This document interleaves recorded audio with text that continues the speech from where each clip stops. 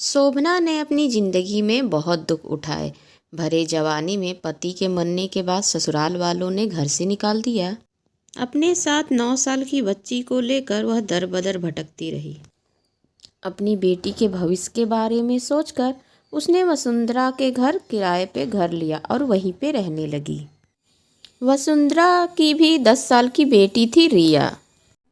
क्या माँ, ये गंदे से किराएदार को रख लिया? जरा हाल तो देखो इनका। ऐसे मत बोलो रिया, वही गरीब हैं तभी तो हमारे घर किराए पे रह रहे हैं। अगर अमीर होते तो उनके पास भी तो अपना घर होता।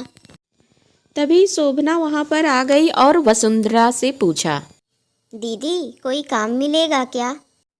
काम की क्या कमी है, लेकिन ये तो बताओ तुम्हें क्या काम आता है?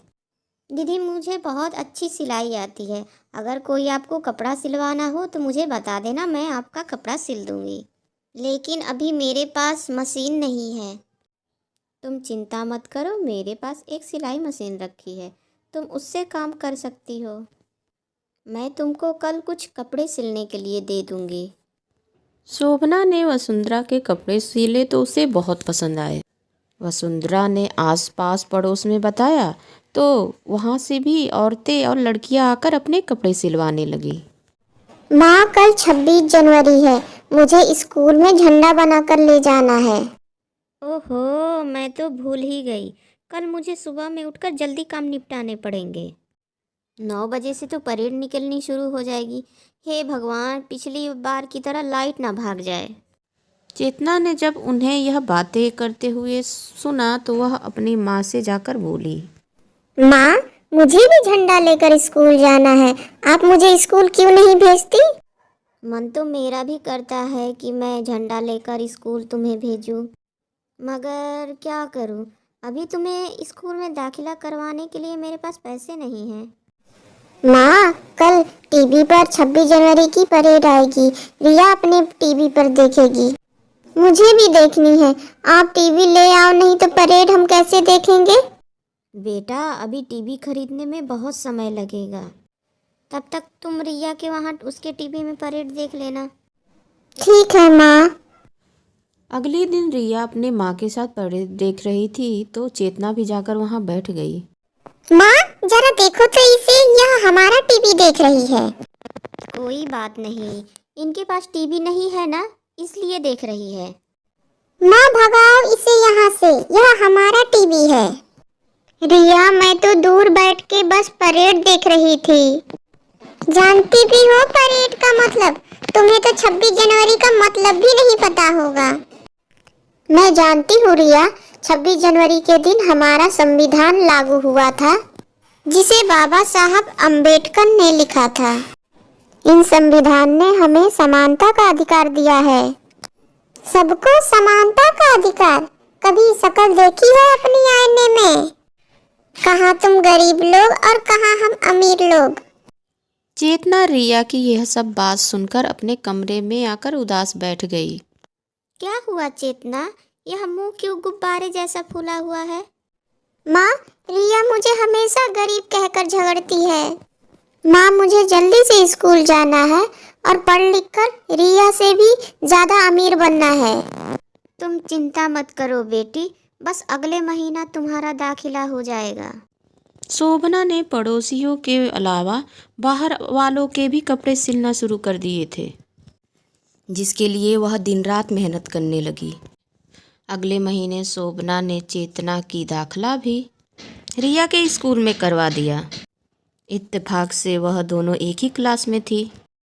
मैम, इसको मैं अच्छी तरह से जानती हूँ। मेरे ही घर पे किराए पे रहती है। इसकी माँ बहुत गरीब है और अपना गुजारा करने के लिए सिलाई करती है, दूसरों का कपड़ा सिलती है। मुझे नहीं लगता कि यह ज्यादा दिन इतने बड़े स्कूल में टिक पाएगी। रिया, तुम्हें किसी के बारे में ऐसा नहीं बोलना चाहिए। यह स्कूल है और यहाँ सब पढ़ाई करने आते हैं। वह अमीर है या गरीब है, इससे कोई फर्क नहीं पड़ता। अगर तुमको इसके गरीब होने से दिक्कत है तो यहाँ से बाहर चली जाओ। आज तुम्हारी वजह से मैम ने मुझे डांटा, ये अच्छा नहीं हुआ। अगर तुमको क्लास से बाहर नहीं निकलवाया तो मेरा नाम भी रिया नहीं। इसी तरह करके 1 साल बीत गया और गणतंत्र दिवस आ गया। बच्चों, गणतंत्र दिवस आ रहा है। भारतीय पोशाक की विशेषता को दिखाते हुए एक प्रतियोगिता रखी है। जो भी बच्चा भारतीय कपड़ों में अपनी कला को दिखाएगा, उसकी स्कूल की फीस भी माफ़ हो जाएगी और उसको ट्रॉफी भी मिलेगी। चेतना घर जाकर शोभना से बोली, माँ, हमारे पास तो पैसे भी नहीं हैं, तो भारतीय पोशाक कहाँ से खरीदेंगे? बेटा, ऐसी प्रतियोगिता में भाग ना लिया करो जिसमें खर्चा आए। जानती हो ना मैं किस तरह पढ़ाई और किराए का खर्चा निकालती हूँ। माँ, तुम तो सिलाई करती हो ना, कुछ मेरे लिए भी सिल दो ना। शोभना ने सोचा कुछ कपड़ों के टुकड़े पड़े होंगे, मैं उसी से कुछ सिल देती हूँ। शोभना ने कुछ कपड़ों के टुकड़े लेकर सिले और उसे तिरंगा साड़ी बना दिया। अगले दिन सुबह 26 जनवरी को एक झंडा चेतना ने बाहर फहरा दिया। ये क्या चेतना, तुमने मेरे घर के सामने झंडा फहराया है, वो भी हमारे कपड़े के टुकड़े जोड़कर? रिया ने तिरंगा उतारा और मसलकर फेंक दिया। रिया, यह हमारी देश की शान है, जान है, और तुमने इसको ऐसे ही फेंक दिया। तुम्हें इसकी कीमत का अंदाजा नहीं।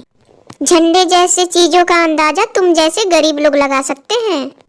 हमारे लिए बस वह एक कपड़े का टुकड़ा है और कुछ नहीं। स्कूल को देर हो रही थी, इसीलिए चेतना ने उस झंडे को उठाकर अपने बैग में रख दिया और स्कूल को चली गई। रिया को विश्वास था कि वो सबसे ज़्यादा अमीर है, इसीलिए महंगा ड्रेस खरीदेगी और प्रतियोगिता जीतेगी। लगता है चेतना अपनी माँ की पुरानी साड़ी का कुर्ता बनाकर पहन कर आएगी। यह सुन के सारी बच्चियां हंसने लगी।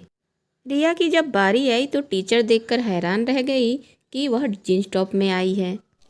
हमारी भारतीय पोशाक में यह पहनावा सबसे अच्छा और आरामदायक है। इसे पहनकर महिलाएं बहुत ही आराम महसूस करती हैं, कोई भी काम कर सकती हैं। जैसे ही रिया ने बैठ कर के घर के काम करके उसकी विशेषताओं को दिखाया, उसकी पैंट तुरंत फट गई। सब लोग अजीब नज़रों से देखने लगे। चेतना स्टेज पर दौड़ी दौड़ी आई, कपड़े जोड़कर जो तिरंगा साड़ी बनाया था उसमें से फाड़कर रिया को पहनाते हुए बोली, भारतीय पोशाकों में साड़ी से आरामदायक कोई कपड़ा हो ही नहीं सकता, और अगर यह तिरंगा हो तो इसके सामने सब नतमस्तक हो जाते हैं। सबने देखा कि कितनी आसानी से चेतना ने उसकी फटी हुई पैंट को अपनी तिरंगा साड़ी से छिपा लिया।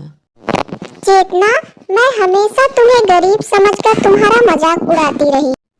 आज सुबह ही मैंने तुम्हारा फहराया हुआ तिरंगा उठाकर फेंक दिया, और आज तुमने और तुम्हारे तिरंगे ने मेरी इज्जत बचा ली। एक लड़की को शर्मिंदा होने से बचा लिया। यह सुनकर पूरा हॉल तालियों से गूंज उठा। देखिए, बहुत सारे प्रोग्राम हुए और इसमें इस लड़की ने इस प्रोग्राम में हिस्सा लिया और यह जीत गई। सर, इसका नाम चेतना है। आज से जब तक यह चेतना इस स्कूल में पढ़ेगी, इससे कोई फीस नहीं ली जाएगी। इसके बाद अमीर और गरीब का फासला खत्म करके सबने राष्ट्रगान गाया और झंडा फहराया। तो दोस्तों, आज की कहानी आप लोगों को कैसी लगी ज़रूर बताइएगा कमेंट में। फिर मिलती हूँ नेक्स्ट वीडियो में, तब तक के लिए बाय। और 26 जनवरी की बहुत बहुत शुभकामनाएं।